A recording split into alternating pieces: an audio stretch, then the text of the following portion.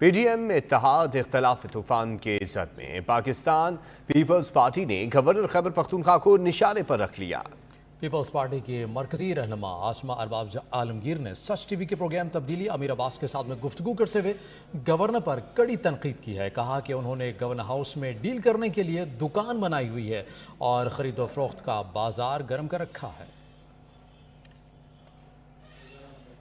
سارے بیوروکریٹ کے تبادلے سے لے کر پولیس تک سے لے کر سارے جو تقریباً اس میں سے آپ کہیں کہ 60% اس میں سے جو کیئر ٹیکر کے وزیر ہیں وہ بھی انہوں نے لگائے ہیں، تو یہاں پر تو بالکل لگ رہا ہے کہ گورنر راج بالکل صحیح معنوں میں قائم ہے۔ یہ تو میں نہیں کہہ سکتی کہ مولانا صاحب کو خوش کرنے کے لیے بنایا گیا تھا، لیکن it was definitely a very wrong choice کہ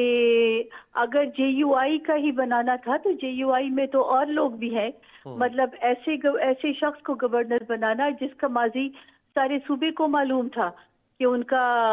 کا کیا ماضی ہے اور انہوں نے ان کا کردار صوبے میں کیا رہا ہے۔ انہوں نے تو یہاں تو ایک عام و خاص بات ہے کہ انہوں نے کبھی قبرستانوں کو بھی نہیں چھوڑا، تو وہ بھی جب یہ میئر تھے انہوں نے ان کو بھی بیچا ہے۔ تو ایسے شخص کو مطلب یہ چوائس جو تھی، ٹھیک ہے جے یو آئی ایک سیاسی پارٹی ہے اور بالکل ان کو چانس تو ایک الگ بات ہے اگر ان کو دیا گیا، لیکن پھر ایک ایسے شخص کو منتخب کرنا اور پھر اس کے بعد اس کو اتنا اختیار دینا، اچنبے کی بات یہ ہے کہ اس کو پھر اتنا اختیار دینا کہ کبھی گورنر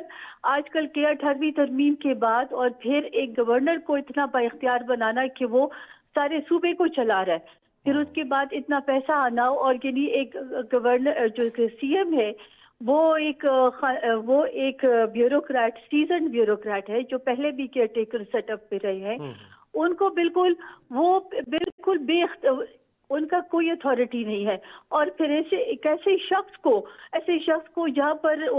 با اختیار بنانا جنہوں نے گورنر ہاؤس میں پوری دکان رچا دی ہے اور جہاں پر صبح شام وہ اپنی ڈیلیں کر رہے ہیں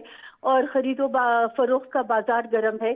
تو اب یہ سمجھ نہیں آ رہا کہ جے یو آئی کو شاید یہ سب باتیں معلوم ہے ان کے لیڈرشپ کو کہ نہیں، کیونکہ صوبے میں تو یہ عام و خاص ایک بات ہو گئی ہے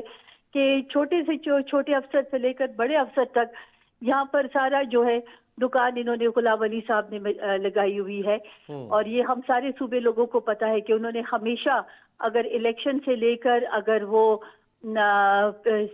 پشاور کے ناظم رہے ہیں یا ابھی بھی لیٹلی جب ان کے بیٹے کا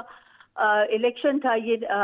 پشاور کے میئر کا، تو تب بھی وہ چیخ کر کہہ رہے تھے کہ میں نے 20 کروڑ روپے دی ہوئے، اور وہ بھی تب بھی آپ نے دیکھا تھا کہ جو